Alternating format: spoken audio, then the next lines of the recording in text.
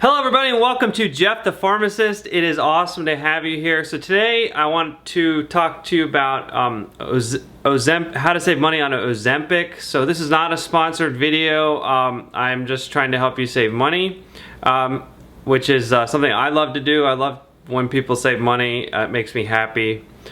So today I want to talk about Ozempic's copay card. So just a quick review on copay cards. Usually the way that they work is they're always going to be expensive brand name drugs. They have a max payout per period, so usually it's like a max payout for 30, a max payout for 60, a max payout for 90 days. And there's a minimum amount that the patient has to pay. And sometimes they work for people that have insurance, and sometimes they also will work for cash paying patients. The Ozempic's savings card doesn't work for cash paying patients. It only works for patients who have insurance. And unfortunately, because of something called the anti-kickback law, patients on Medicare Part D, as in David, cannot use copay assistance cards at all.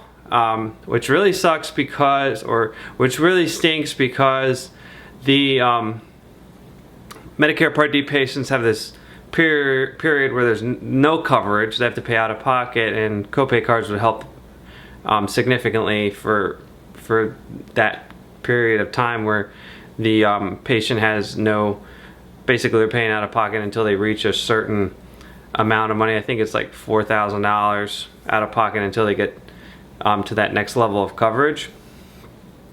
These copay cards only work on people who have commercial insurance. Either they pay for it through an exchange or they have it through an employer.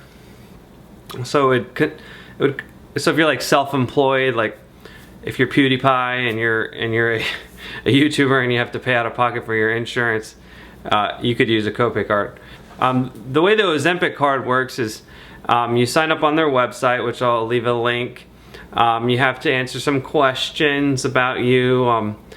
Usually they're screening to see if you have Medicare or TRICARE or one of the other federally sponsored programs. So on people that are insured, Ozempic will pay $150 per 30-day supply. So that's $150 for a 30-day supply, $300 for a 60-day supply, and $450 for a 90-day supply. You know, if your prescription is like 83 days, maybe you can get your pharmacist to rerun it for 90 or something, so you can get that additional savings on the card. And the patient minimum pay is $25 for 30 days, $50 for 60 days, and $75 for 90 days. And it's easiest to sign up on your laptop, but or on your computer, but you could also use your phone if you're at the pharmacy. For pharmacists, it's easier if we have these copay cards ahead of time, because sometimes we have processing issues, and if we have you just waiting for us and it won't go through, it's frustrating for the pharmacist and for the patient who just wants to go home. So if you can present that card early, if you can't, it's okay. I mean, it's just sometimes they don't go through right away. They're hard to run sometimes. You have to put these codes in and all that nonsense. But the card is very easy to sign up for. I'll leave a link in the description below for where to sign up for the copay card. All the terms are on there. If you have Medicare, don't use it because it won't work for you. Medicare Part D, as in David, prescription coverage. And I think that's all. Ozempic's really expensive, so things like GoodRx or prescription drug discount cards wouldn't really be helpful unless you're paying out of pocket. Prescription discount cards like GoodRx or the National Drug Card, don't really work for expensive brand name products. They'll work for generic drugs where there's a higher markup.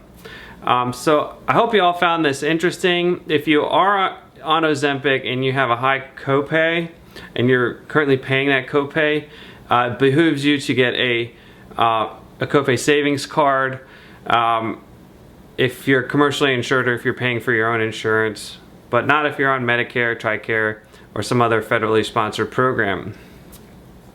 And reach out to your pharmacist. We know if your program is federally sponsored, because we're trying to avoid getting in trouble with the feds, which is a constant issue in pharmacy. So I hope you all found this interesting. If you did, please give me a thumbs up and please subscribe. I want to thank you guys for watching. Thanks a lot.